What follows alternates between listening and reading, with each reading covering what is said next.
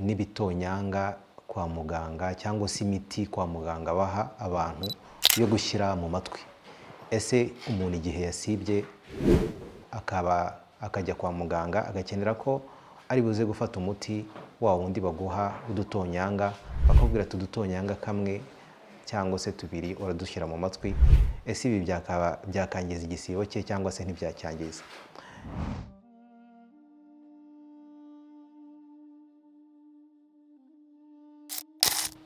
Assalamu alaikum wa rahmatullahi wa barakatuh. Bismillah, alhamdulillah, salatu wassalamu latammani lakmalani ala khayri khalqillah, nabiyina Muhammadin wa ala alihi wa sahbihi wa mawala. Ibadallah, bagaragu ba Allah subhanahu wa ta'ala, ishimwe n'ikuzo bikwiriye Allah subhanahu wa ta'ala, amahoro n'imigisha bisakare ko sozereje intumwa n'abahanuzi nabiyina Muhammadin sallallahu alaihi wasallam, nabiwe n'abasangirangendo be n'abamukurikiye n'abazakomeza kumukurikira kuzageza ku munsi w'imperuka. Dusaba Allah subhanahu wa ta'ala ko twese yadushyira muri abo ngabo, Allahumma amin. Ibadallah, bagaragu ba Allah subhanahu wa ta'ala, dukomeje amasomo yacu mu bigendanye na fiqhu nawazilu as-siyam, bigendanye n'amategeko arebana n'amasomo n'ibintu byabayeho muri ino si yacu ya none cyangwa se ya vuba aha bitahozeho ku gihe cya kera, by'umwihariko ku bigendanye n'igisibo, ariko nanone mu gisibo si igisibo cyose, ku bigendanye n'ibishobora kuba byatuma umuntu asiburuka cyangwa se ibyatuma umuntu adasiburuka muri ibyo ngibyo. Uyu munsi ku bushobozi bwa Allah subhanahu wa ta'ala turavuga ku bigendanye n'ibitonyanga kwa muganga cyangwa se imiti kwa muganga baha abantu yo gushyira mu matwi. Ese umuntu igihe yasibye akajya kwa muganga agakenera ko ari buze gufata umuti wa wundi baguha udutonyanga, bakubwira tudutonyanga kamwe cyangwa se tubiri uradushyira mu matwi, ese ibi byakangiza igisibo cye cyangwa se ntibyacyangiza?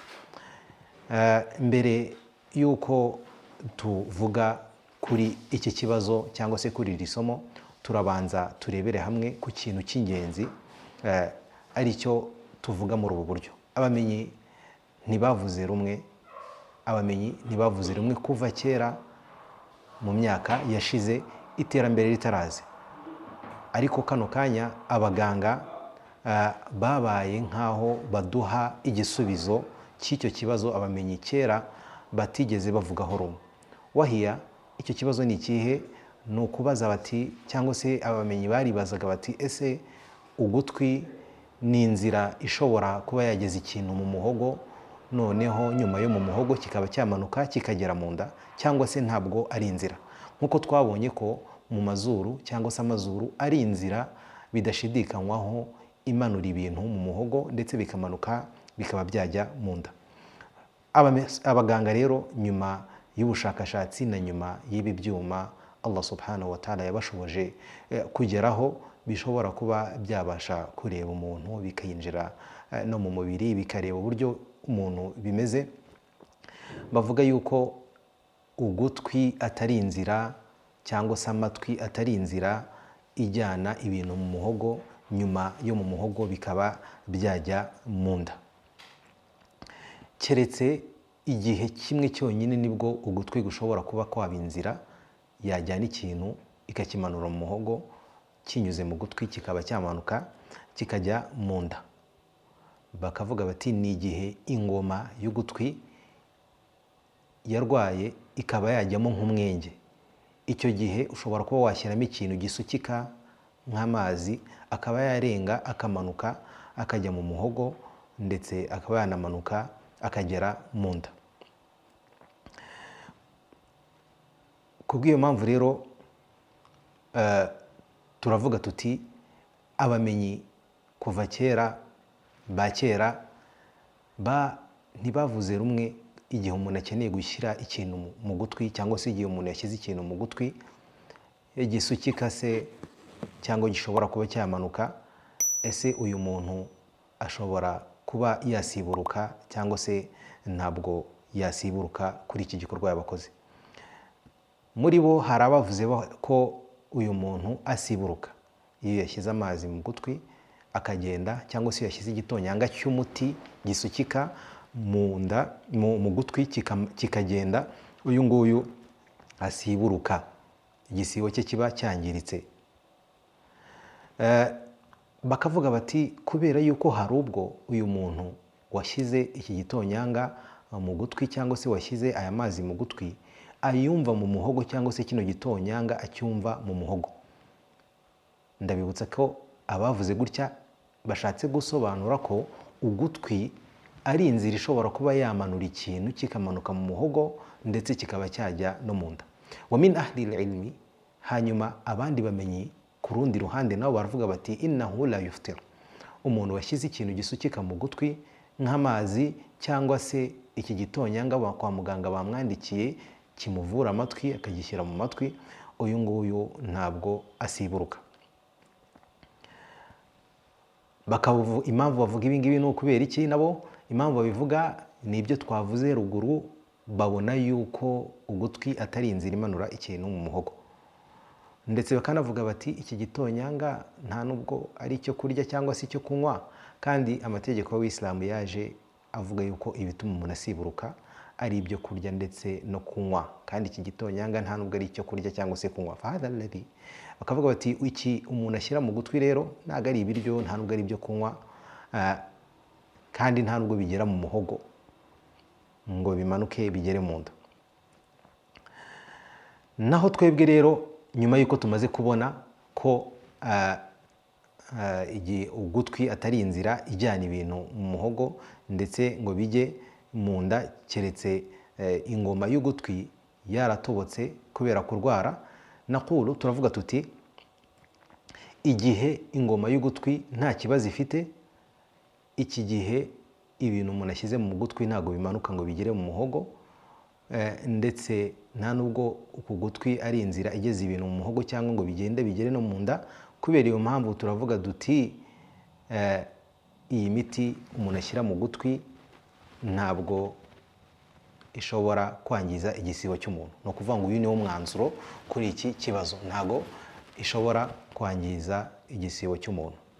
Ariko turavuze tukavuga tuti noneho twemeze yuko ingoma y'ugutwi yaba yaragize ikibazo, iri mu mwenge, ikintu koko gishobora kuba cyamanuka kikamanuka kikajya mu muhogo ndetse kikajya no mu nda.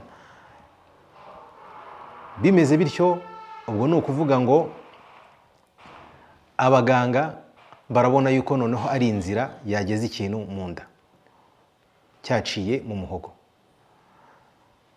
Fakalamu, noneho icyo turi buvuga aha ngaha biraba bimeze nko kuba nk'ibyo twavuze ku bitonyanga umuntu ashobora gushyira mu mazuru.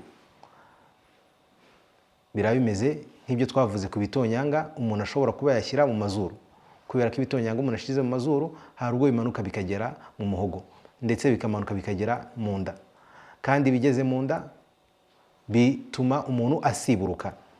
Ndetse kuvuga kuri ibi ngibi ni nko kuvuga nanone kuri ya pompe twavuze y'abantu barwaye asma, igihe bayikanze bagahumeka iriya gaze twabonye ko birimo n'amazi ndetse n'ibindi bijya gusa nabyo. Fanaqulu, tukavuga tuti rero ibi bishobora kuba byagera mu muhogo umuntu yashyize mu gutwi, iki gitonyanga kikaba cyagenda kikagera mu muhogo kikamanuka kikajya mu nda, ndetse kikaba impamvu y'uko umuntu asiburuka, nk'uko twabibonye muri hadithi ya Laqit ibn Sabara ivuga iti wabaligh fil istinshaqi illa an takuna saima. Intumwa y'Imana itubwira iti kandi muzajye munashoreza amazi muyazamure cyane igihe mutasibye, ariko igihe mwasibye nimukayazamure cyane. Intumwa y'Imana yashaka kugaragaza yuko mu mazuru ari inzira ishobora kugeza amazi mu muhogo akaba yamanuka akagera mu nda, bikaba byakica igisibo cy'umuntu. Ndetse ibi bikaba binafatwa nk'ibyo kurya n'ibyo kunywa kubera ko byangiza igisibo cy'umuntu, kuko intumwa y'Imana niko yavuze.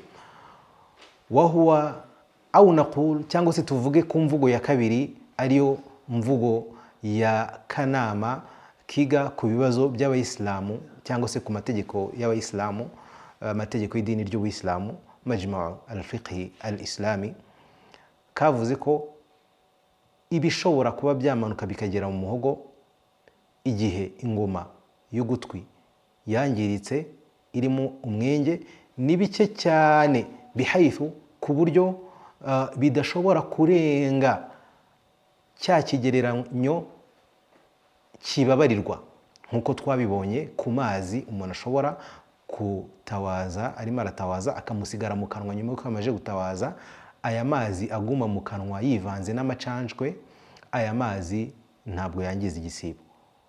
Aka kanama rero kakabona ko nubwo ingoma y'ugutwi yaba yaratobotse, akarenga kakamanuka kakagera mu muhogo ni akantu gatoya cyane kadashobora kuba kakangiza igisibo. هذا والله أعلم وصلى الله على سيدنا محمد وعلى آله وصحبه وسلم والسلام عليكم ورحمة الله وبركاته.